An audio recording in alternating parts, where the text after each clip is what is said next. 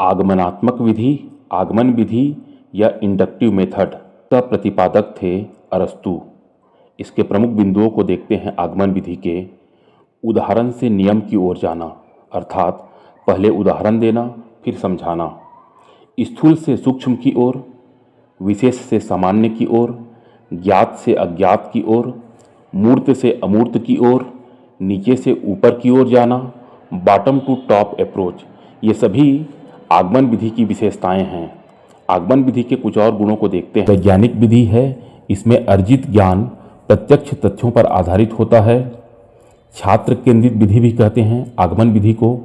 इसके द्वारा बालक को स्वयं कार्य करने की प्रेरणा मिलती है, अर्थात करके सीखो। छोटी कक्षा के लिए होता है आगमन विधि। आगमन विधि के दोष को देखते हैं तो समय ज़्यादा लगता है, पाठ्यक्रम पूरा नहीं होता है, ज्ञान धीमी गति से होता है। निगमनात्मक विधि, निगमन विधि या डिडक्टिव मेथड, इस निगमन विधि के प्रतिपादक भी अरस्तु ही थे। इसके प्रमुख बिंदुओं को या प्रमुख विशेषताओं को देखते हैं तो नियम से उदाहरण की ओर जाना, अर्थात पहले नियम को समझाना, उदाहरण देकर और समझाना। तो वर्तमान में स्कूलों में इसका प्रयोग होता है, जैसे कि परिभाषा लिखवाते हैं फिर उदाहरण देकर समझाते हैं। यह है निगमन विधि। इसके प्रमुख विशेषताएं हैं सूक्ष्म से स्थूल की ओर, सामान्य से विशेष की ओर, अज्ञात से ज्ञात की ओर, अमूर्त से मूर्त की ओर, ऊपर से नीचे जाना, अर्थात टॉप टू बॉटम अप्रोच। निगमन विधि के प्रमुख गुण है समय की बचत होती है, अधिक प्रश्न हल करवाए जा सकते हैं, बार बार अभ्यास से यह विधि लाभप्रद है, सिद्धांत से उदाहरण की ओर जाते हैं, शिक्षक केंद्रित विधि है, अध्यापक निगमन विधि का प्रयोग ज़्यादातर करते हैं। निगमन विधि के दोष को देखते हैं तो इससे रटने की प्रवृत्ति विकसित होती है, अपूर्ण ज्ञान, वैज्ञानिक दृष्टिकोण विकसित नहीं हो पाता। संश्लेषण विधि, संश्लेषण विधि के प्रतिपादक थे हेनरी एडवर्ड आर्मस्ट्रॉन्ग। इसके प्रमुख विशेषताओं को देखते हैं। एक साथ करना, अर्थात विभिन्न अंशों को मिलाना, ज्ञात से अज्ञात की ओर जाना। संश्लेषण विधि में किसी समस्या या गतिविधि के छोटे छोटे भागों को जोड़ते हुए समस्या का हल किया जाता है। छोटे छोटे तथ्यों एवं आंकड़ों को एकत्र किया जाता है। संश्लेषण विधि से बालकों में स्मृति का विकास होता है। आगमन विधि और संश्लेषण विधि दोनों में ज्ञात से अज्ञात की ओर जाते हैं। विश्लेषण विधि, विश्लेषण विधि के प्रतिपादक थे हेनरी एडवर्ड आर्मस्ट्रॉन्ग। विश्लेषण विधि की प्रमुख विशेषताएं हैं अलग अलग करना, तर्क प्रधान विधि है, अज्ञात से ज्ञात की ओर जाते हैं, प्रमाण से प्रत्यक्ष की ओर जाते हैं, निष्कर्ष से तथ्यों अनुमान की ओर। किसी समस्या की तह तक पहुंचना, इसमें अज्ञात का रहस्य खोजते खोजते ज्ञात की तह तक पहुंच जाना। विश्लेषण विधि में समस्या को छोटे छोटे भागों में बांटकर उनका अध्ययन व समीक्षा करते हुए उसका हल किया जाता है। निगमन विधि और विश्लेषण विधि दोनों में अज्ञात से ज्ञात की ओर जाते हैं। इसमें बालकों में तर्क, स्मरण, चिंतन आदि का विकास होता है। विश्लेषण विधि का प्रयोग कहाँ कहाँ करते हैं ये देखते हैं। गणित में, रेखा गणित में, बीज गणित में, अंक गणित की समस्या विश्लेषण विधि से हल करते हैं। विश्लेषण विधि के पद हैं, पहला समस्या की प्रस्तुति, दूसरा समस्या की अनुभूति, तीसरा समस्या का विश्लेषण। अनुकरण विधि, अनुकरण विधि अर्थात अनुकरण का मतलब होता है नकल करना।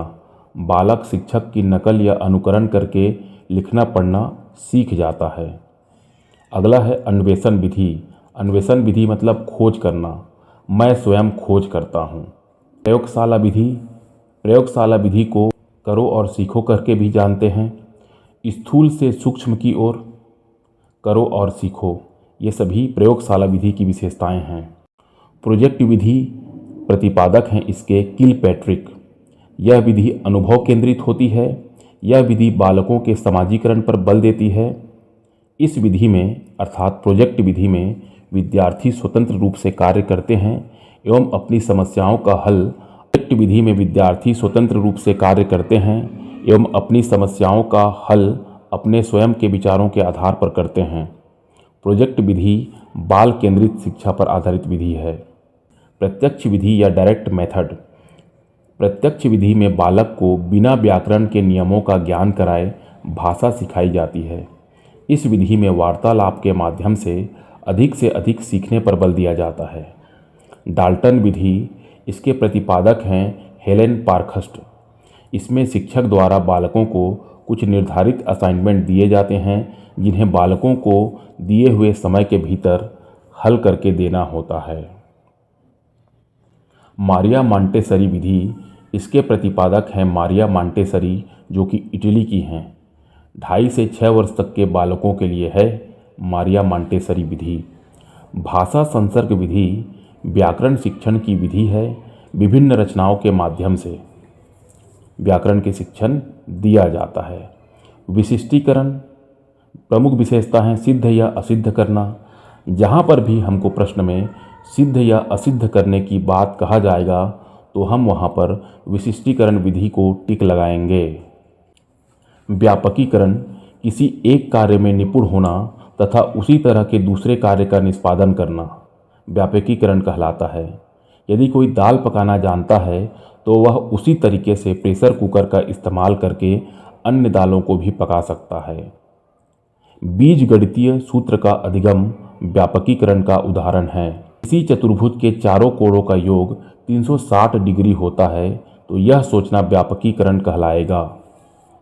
अवधारणात्मक ज्ञान, अवधारणा की समझ होने पर बच्चे हल करने की प्रक्रिया स्वयं ढूंढ सकते हैं। तर्क, 2 विषम संख्याओं का योग एक सम संख्या है, इसे हम तर्क के द्वारा सिद्ध कर सकते हैं। यदि प्रश्न में दिया रहेगा 2 विषम संख्याओं का योग एक सम संख्या है तो यह किस पर आधारित है? तर्क पर, अवधारणात्मक ज्ञान पर, व्यापकीकरण पर या फिर विशिष्टीकरण पर? तो इसका उत्तर हम लोग लगाएंगे कि 2 विषम संख्याओं का योग एक सम संख्या है, यह तर्क पर आधारित विधि है।